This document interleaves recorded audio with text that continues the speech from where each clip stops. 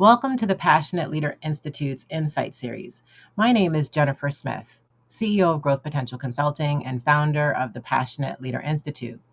We are strategists helping growth minded organizations curate and develop a steady stream of ready now executives who excel at leading high performing teams. Today, our topic is servant leadership in action, building culture through connection and visibility. And with me today is Reggie Haith, the Vice President of North America Supply Chain at a multinational manufacturing corporation. He has significant experience managing large supply chain operations spanning people, processes, business, and technical systems. Reggie has a proven track record of delivering breakthrough results and improvements in all key business performance areas. And I am excited to have this conversation with him today. So, Reggie, thank you for making time to speak with me today. Yeah, happy to do Let's so. go. I'm happy to do so. Yep. I was thinking the other day that I think I've probably known you since I was about 7 or 8 years old when we went to the same church when we were much younger. So this is a treat for me. So, Yes, it certainly is a full circle moment. I was thinking about that the other day as well. yeah, And that's also what makes this conversation even more special because we did know each other back then. And to now see all of the progress and the success that you've had, it's wonderful to have a conversation about where you are now, given the conversations we had back when we were younger. yes, And so let's actually dive in and talk about your career here a little bit. When I looked at your career trajectory, in the beginning, you were potentially moving from position to position every year or so. And then lately, you've been moving every 2 to 3 years, give or take, somewhere within there. Tell us a little bit about your career journey. yeah. So I started my career out of school in an entry level, leadership type position, and during that time, oftentimes the company is really investing in you, and you're doing more learning than really heavy contribution. So in some of those roles, you learn a certain skill or you learn how to lead in a certain area, and then they take advantage of that and they move you to another position where you can leverage that skill and use it as you move forward. As you get further on in your career and you have responsibility that's for much larger pieces of the organization, you can't make a lot of change in a matter of a short period of time. It takes a while where you might be in a role if you're leading a large site, for example, and you might need to be in the role 3 or 4 years because the first year you're literally just learning how to do things, and then it takes time for you to be able to really impact the organization. It's like starting up a airplane and moving it. It's not something that's simple to go do, and so you need time to go ahead and do that, and it's fair. So the company is invested in you, and it's now your turn to give a return on that investment, and you do that in years 2 and 3. And then if you're doing well, oftentimes the company will then ask you to start thinking about what next role you want to do, or if you're really clear on what your career path should be, you might be getting ready for the next role. So, but that's the normal continuum. So I think folks might think the opposite. They might think, hey, I get further in my career and they believe they're a superstar, but oftentimes that's when you need a little more time to impact the organization because you have such a large group of people or business systems or processes that you have to change, and you can't do that overnight. Mhm.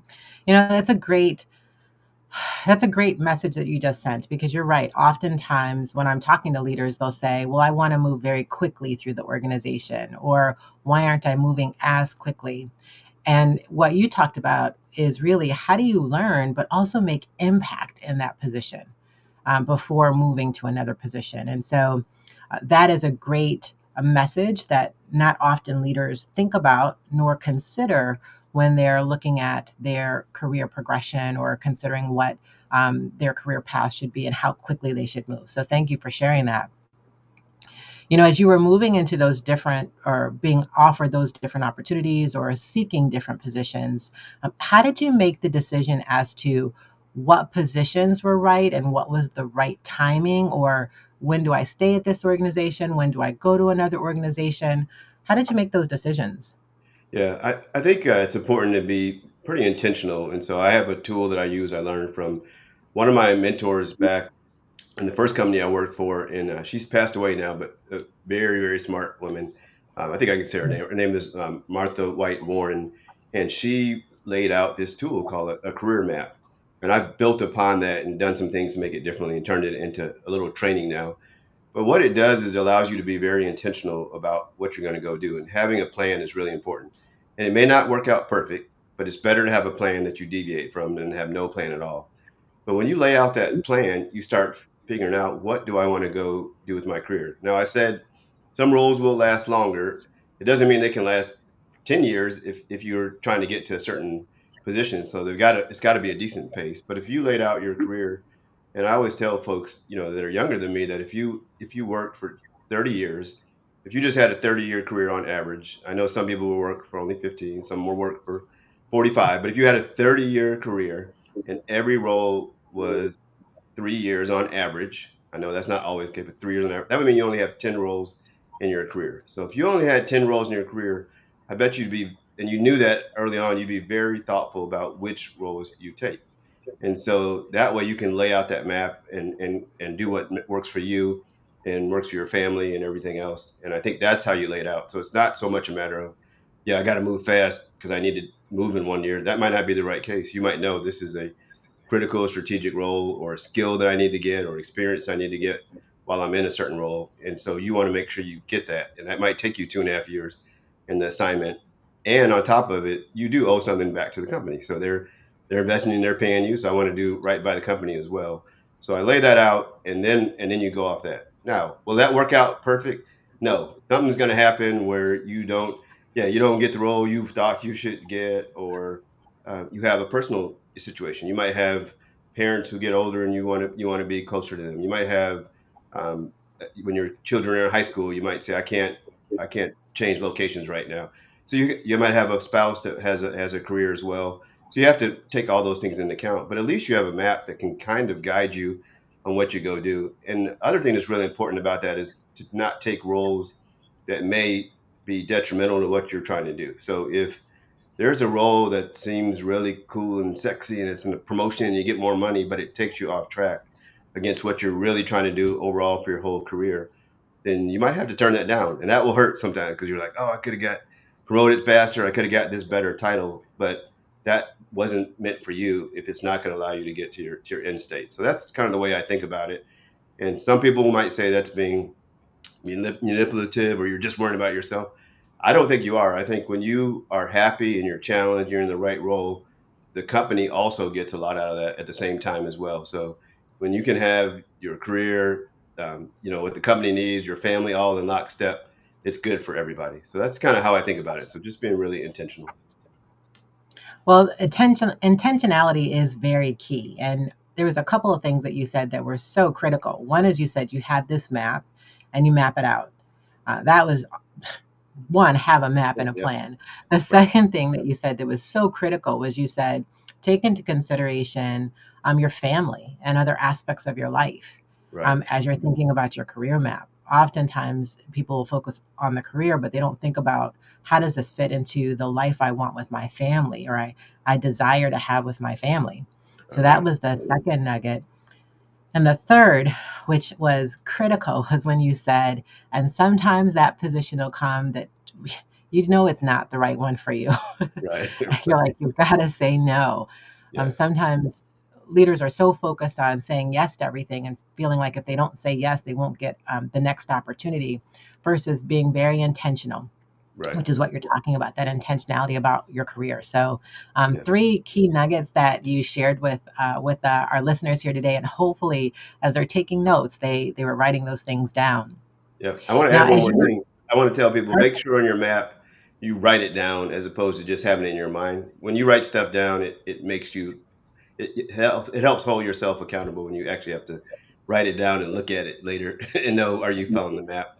And the other thing is, if you write it down, it allows you to have that conversation, as you mentioned, with your family. So it's much easier to say, hey, sweetheart or boo or baby, whatever you call your significant other, and say, hey, I I want to do this, and that means I might have to work night shift for 2 years to get this role, or that means we might have to go overseas for an assignment for this role. Are you okay with that? And then you can have a discussion about it and make sure the map and the plan works for everybody. And I think that's really key. Hmm. Yes, that is so key. And it sounds like you could also use that map when you're talking to your manager, should they ask, Yeah, well, what do you want to do got it. next? Or what are your Yep. career aspirations? Right. So Managers, you have some. monitors, mentors. Yep. You can use the map to have a discussion with them as well. Hmm. Well, since you mentioned mentors and sponsors, that's a great segue to the next question, which is really all about as you're growing your career, I'm sure that you've been expanding your network. What do you do to develop that network and how do you cultivate it? Yeah. So a theme with me you'll hear about is being pretty intentional. So I'm going to say that again. So I think the best way for people to build their network is to sit down one day and just think about all the things that you need in your network. So and if you just laid them all out. So you might say, for example, I need somebody who lifts me up when I'm having a bad day and they make me feel like I'm good. And I might need somebody who gets on my case when I'm slacking and they get me back on track. I need one person who's already done the kind of things that I want to go do and can give me coaching. I need somebody who is able to be a technical expert in the field that I'm in. I need somebody who's maybe further down the organization who can tell me how they view people who are at my level and how I should behave. And then you want to also make sure that you are keeping in mind giving something back. So I also might want to have at least two people that I mentor, that I coach or I sponsor, I give those kind of things to. And once you do that, then you say, okay, who can cover these items? And I want to make sure that it's not only one person covering all these items. It could be people cover two or three things on your list, but you want to make sure that you have multiple people so you get that diverse perspective. And then as you cultivate the list as well, you might think about how do I have diversity in it? I don't want to have all people who look exactly like me on my list. I don't want to have all people who only work in the same company or the same department as me. I don't want to have all people who had the exact same career path as me, but I diversify that a little bit, and that's how you start to build your network. And again, this never works out 100% perfect, but that's the starting point, being intentional. And over time, that will change, or you might not have as good a relationship with somebody later, or for whatever reason. But you kind of keep your base nucleus there of your support, and I think that's really important. And then the last thing I would say is I also tend to choose people or gravitate to people who have similar values to me. So I have a connection with them and that makes it work. And I always tell people who ask me to be a mentor for them, if we end up finding out we don't have similar values or we don't vibe or connect, you won't hurt my feelings. You have to be with somebody that you can be connected with and you have good values with. And if we don't align, I don't take it personal. I say for you to be your best, you need to go find some people who can be in your network and that works for you. Yeah, it's interesting because and I'm going to start with the mentoring piece since that's what you were talking about here most recently. Oftentimes mentors don't have that conversation or they don't speak what you just said to the person who they're either mentoring, right? Or they don't say, look, if you're feeling something that's not working, let me know Yeah, and let's have a discussion about it. And right. I'll do the same. Yeah, Because who knows at the beginning? You really don't until you right, actually start to meet and have conversations and see if there is a connection and if there's whether it's similarity in values or whatever that mentor is providing to you, whether you can right, actually gain insights from them. right. Yeah, I agree. Yeah, that is so important. And so, really, it sounds like you've got a map for your career, and you also have then mapped out your network as well. Right, And so that you looked at the positions, you've looked at your network, and so you're creating your career. It's almost like your entire career, what we could call it, blueprint, so to speak, right. Yeah, with your different maps in it. yeah, yeah. And I agree. And it doesn't. And again, it might sound manipulative. That's the way you start out. Over time, you will build genuine relationships with some people, and there'll be folks that turn into more than mentors. I have people that have turned into more like family over time, and it's great to have them in my network beyond just work now. But that's you got to have a starting point. That's I guess that's what I'm getting at is having a starting point. And again, the plan can change, but if you have no plan at all, then you're just blindly going out, and it's hard to get your needs met, and it's hard for you to be supportive of others as well. Yeah. And before we move to the next question, I just want to also highlight something else that you said is in your network, you also include people who you are mentoring. not just about people who are providing or giving to you. And so giving people are giving to you, and you're also giving to others. And so it's great that you're sharing with our listeners the importance of having that, Right. giving back as well as receiving. Right. Yeah, this is Receiving. not a one way. It's not a one way thing where you just take, and don't give anything out into the universe and help other people. I mean, that's how you become a well-rounded individual. Hmm. Exactly. In those conversations and the network that you've had, it now leads me to think about you leading teams. And when I was looking at your career, it seems like you've been leading teams for at least, we won't give an actual number, but at least 20 years. Okay. Yeah. Yeah, that's Um, good. what is your leadership philosophy? Yeah, I think we had talked about this once before. I don't know if I have an actual philosophy and a model, but I think it's to be a servant leader. But to me, when you're a servant leader, it means that you acknowledge people, you help them feel valued, seen, and heard. And the more you can do that, I think you can really support people. If they don't feel valued, recognized, seen, or heard, then they're not going to work hard for you or the organization.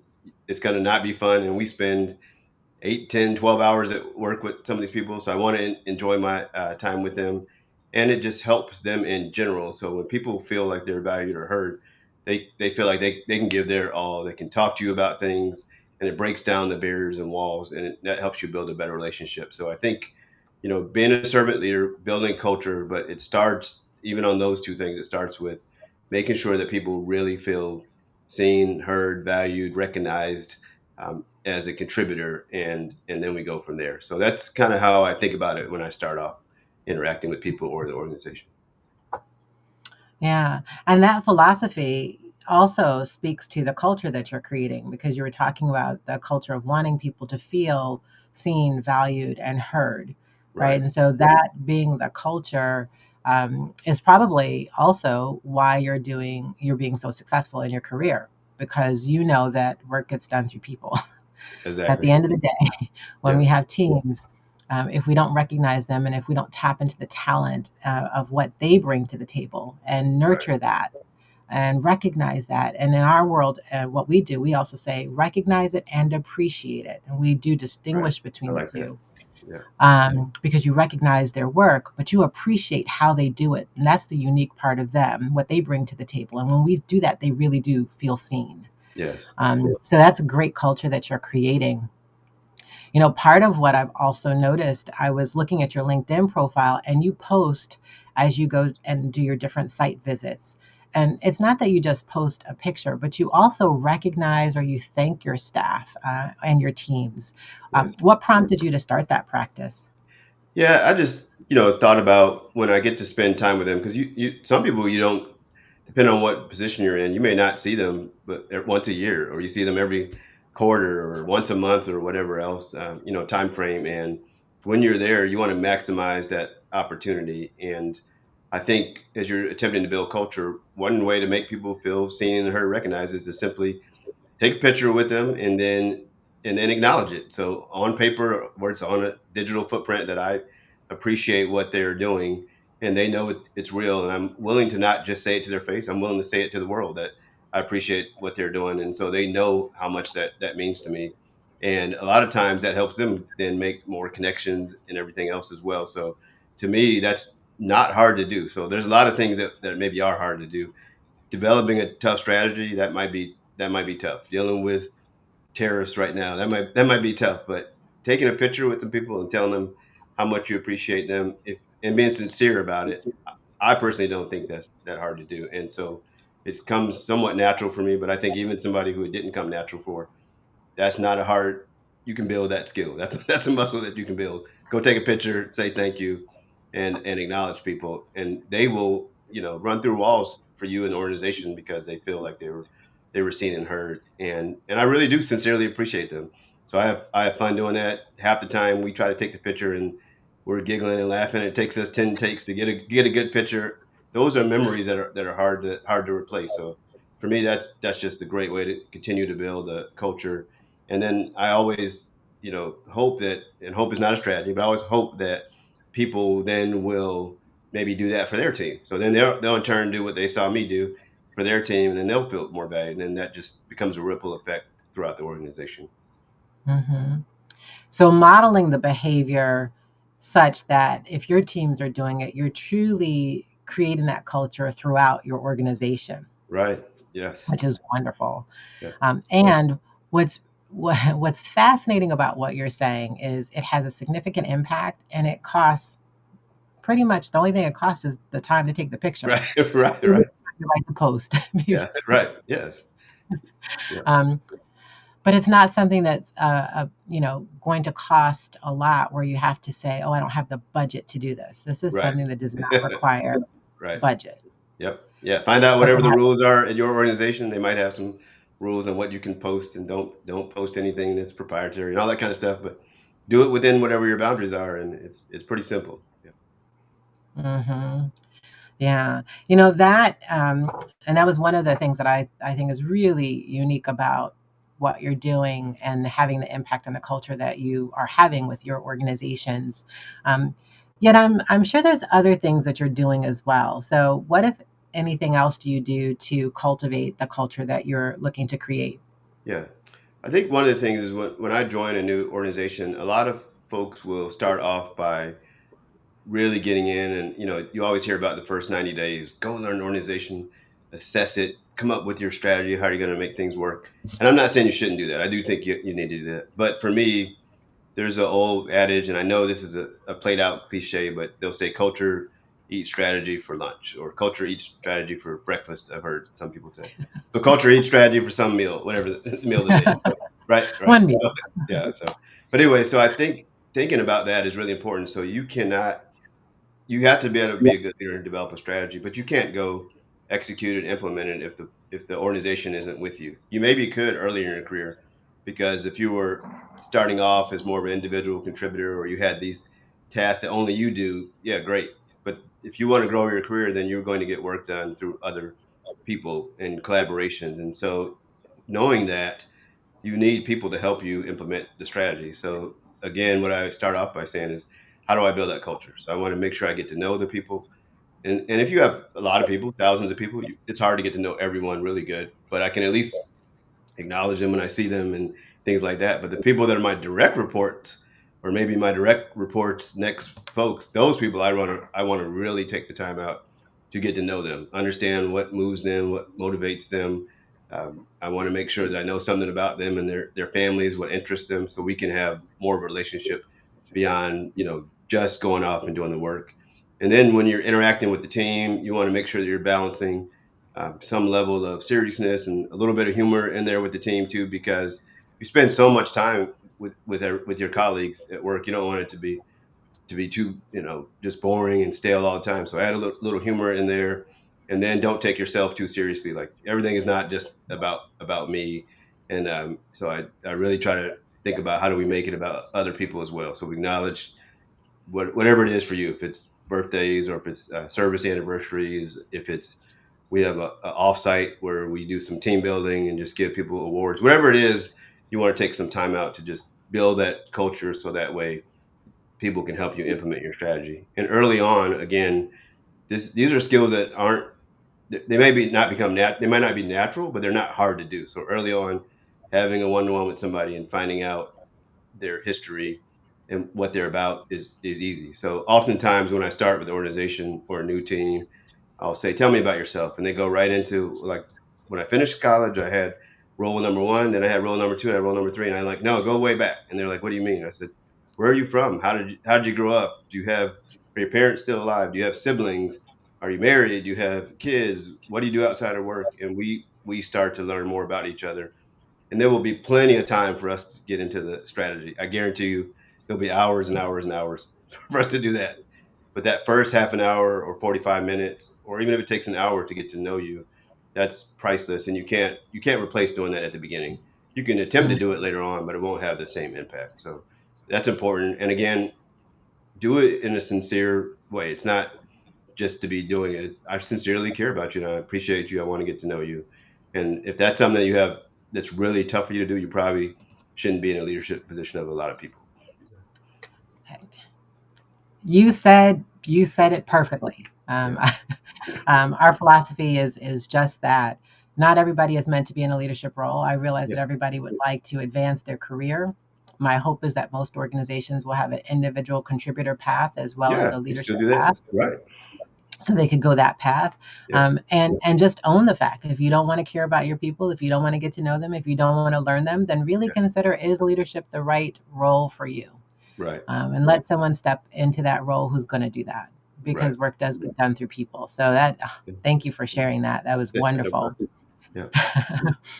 um, and what I also appreciate about what you were sharing is that you really focus on your direct reports and the level down to make sure that that culture is integrated into them and that you get to know them very well. And so you're modeling the behavior that you will hopefully will have them then do with their staff, the Exactly. individuals that are reporting into them.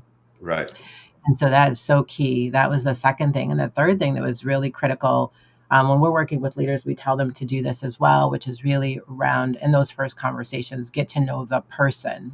Right. It's you like you said, you have time to get to know what their objectives are and what their concerns are. But that Right. first conversation is about them as a human being, Right. who they are, so that they feel seen. So that was, as you're implementing that, I can only imagine how your staff feel, Yeah. and how excited then they are to have you as their leader.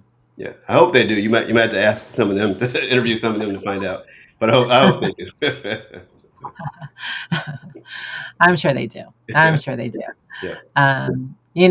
As leaders, we do a lot at work, and you spent time talking about your career. You spent time talking about the culture that you create, the impact that you're having with your staff and within organizations. We at our organization also believe that for leaders to truly be whole, it's having the work, but it's also doing something outside of work. And so when you think about what you do for your community or any volunteerism that you do, Yeah. how does that, first, what do you do, if you can share that, and then Okay. how does that also feed into your leadership Okay. strategy, philosophy, or approach? Yeah. Yeah. I figured I would share. I have this. This is going to sound intentional again, but I kind of think about, hey, how many things can you really give your time to and do it well? And so I usually say, like, on your hand you have 5 fingers. That's about what I can do, and it might go to 6 sometimes or down to 4, but that's about what I can do. So the first thing for me, is my relationship with God. So that takes some time, and then I have a family, so I like to spend some time with my family, and I have a job. Those are 3 right off the bat. So it only leaves me a couple more things to go do. So I think you need to choose wisely where you go spend your energy. So 2 things that I do outside of work that help me and ground me, I think, one is I am a member of Alpha Phi Alpha fraternity, historical Black fraternity, where we do things beyond just while you're in college. You're doing things to give back much later in your life to the community, whether it's helping people with education, helping people be able to vote, giving drives to support people and do things like that. And so that keeps you grounded. So when I tend to move to a new area, or if I change locations, it might take me a little while, but within a year or so, I find a chapter that's close by, and I'll get involved to the extent that I can, and that gives me some grounding as well, and gets me involved with the community. The other thing I do for myself is I actually produce music. So I'm in my house today, not in the office.